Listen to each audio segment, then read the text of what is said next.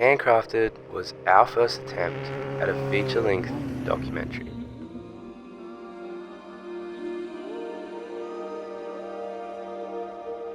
In the film, we dive into the world of 8 different bike builders from the east coast of Australia.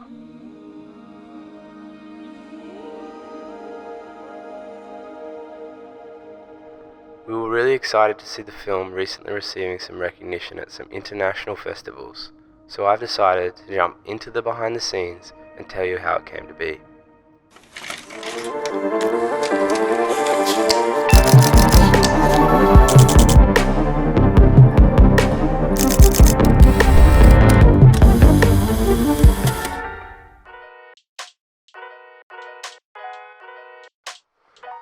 So, about 2 years ago, Cameron Brunt and I met a custom motorbike builder almost purely by chance.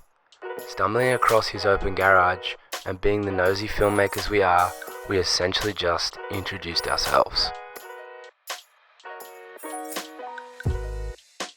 After resonating with Tom's passion for his craft, we quickly became friends and began brainstorming a way to give his art form a louder voice.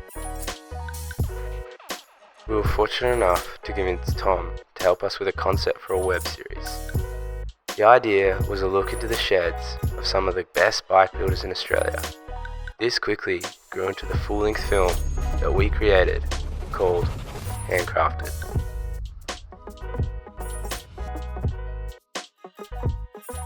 We assembled a plan and a small crew consisting of Cameron, our director, who at the time had a broken arm, Tom, our main character in the film, newfound friend and main point of contact with the builders, essentially acting as our producer, and of course, me, the guy behind the camera and the film's editor. How's it looking? Yeah, pretty cool. Once we had the builders on board, we hit the road. The film is based around a conversation with each individual builder. Basically, the idea is exactly what we did. Tom met with each builder and had a conversation about building and riding motorbikes. In many ways, Tom is the physical embodiment of the viewer. Most of the doco was filmed on a Blackmagic Ursa Mini, and with little to no budget, we had to get creative with how we filmed. This meant hanging me out the boot of moving cars, perfectly timing our data dumps or battery chargers, and a lot of Tom and Cameron convincing me to get in very awkward and dangerous places, like overhanging trees. Each day entailed a lot of driving, followed by meeting a builder and then more driving.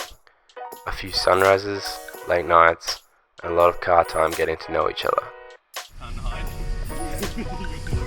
The process of filming was very run and gun, but getting to know the builders and their outlooks on the craft was amazing.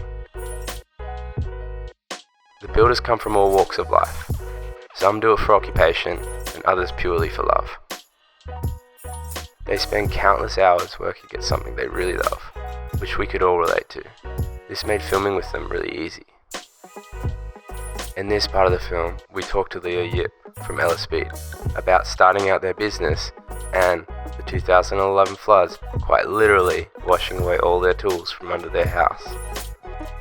We used to have my design studio like at the back of my house above sort of the garage and stuff, and it was great. It was a great little setup that Steve and I had, and 2011 floods came and didn't just fill the ceiling of the garage, it went pretty much halfway up the house as well.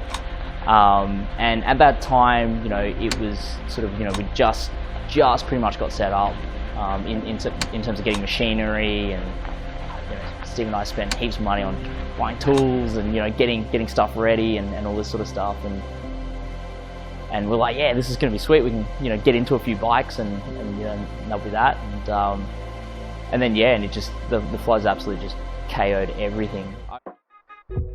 In the film, we try and explore how building bikes also builds communities. Everyone we met seemed to have a pretty profound respect for each other, and also the people who make up their community. We spent a lot of time meeting a lot of different people, not just the builders who starred in the films, but their friends and families, talking about stories of old racing days, bike troubles, and things that were completely unique to them. We discovered that building and riding motorcycles is much more than what you see on the surface. For many people who struggle with mental health, being a part of a group of like-minded people is a way out. In this part of the film, we talk with Matt Bromley from DVMC about a mate who found a way to clear his head. I think it's pretty important for people to help each other. Full shovelhead, my mate. He lost his job last year. It was a bit unfair.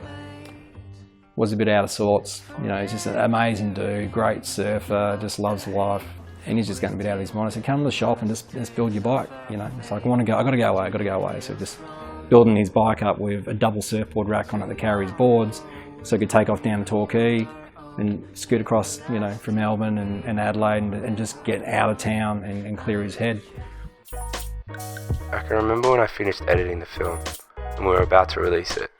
I took a moment to reflect. This was the start of something greater for me. Documenting stories and learning from people who have experienced so much more than I have is where I want to go with my life.